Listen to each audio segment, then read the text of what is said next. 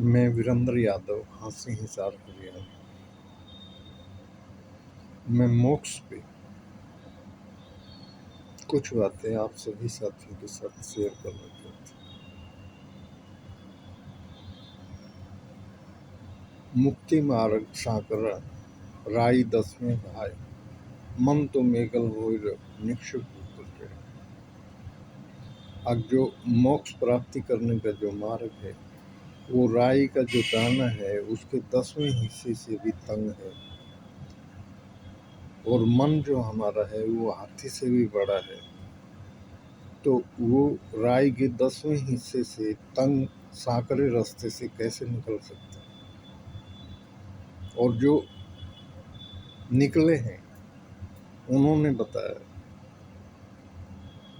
अब सतगुरु मिला पूरा, ठूठा करे पुछाओ, और मुक्ति मार्ग मोकला, सहजो आओ जाओ। अब जब पूर्ण सतगुरु जो पूरी दुनिया में एक होता है, जिसको निराकार भगवान कहते हैं, जब निराकार भगवान की हमें प्राप्ति हो जाती है, तो ठीक इस तरह से, जिस तरह से भैंस 10 किलो दूध देती है और उसका जो 4 थन होते हैं, उसका सुराग बिल्कुल महीन होता है, लेकिन वो 10 लीटर दूध, एक थन से 2.5 लीटर दूध कैसे निकल जाते हैं। इसी तरह से निराकार परमेश्वर के चरणों में जब हम समर्पित हो जाते हैं, तो सतगुरु मिला पूरा, ठूठा करे पुछाओ, और मुक्ति मार्ग मोकला, सहजो आओ जाओ। फिर ये जो मुक्ति का मार्ग है वो इतना सहज और आसान हो जाता है, तो हम अपने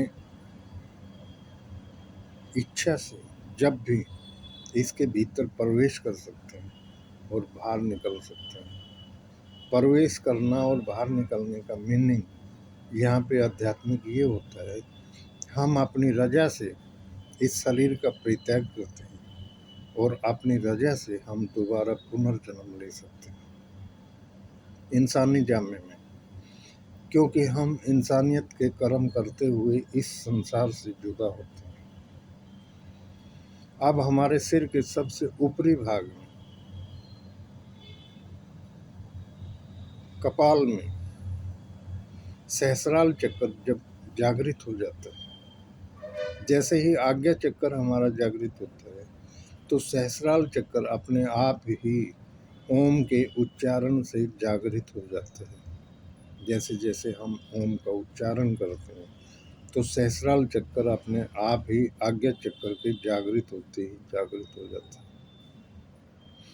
इस चक्कर में 1000 पंखुड़ियों वाला हल्के गुलाबी रंग का फूल अपने अक्ष पर घूमना शुरू हो जाता है।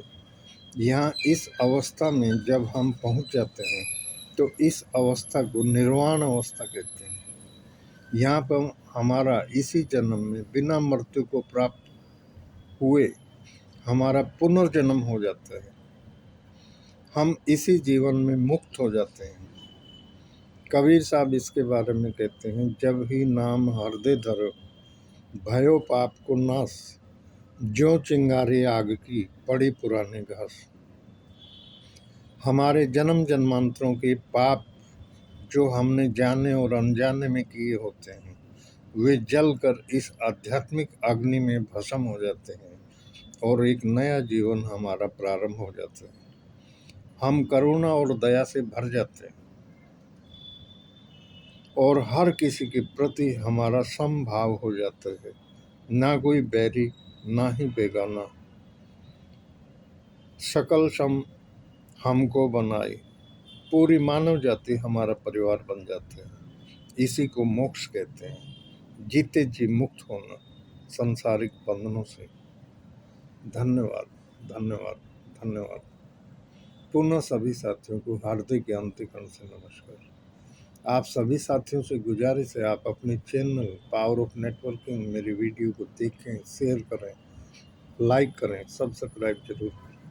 Thank you, God bless you, शुक्राना।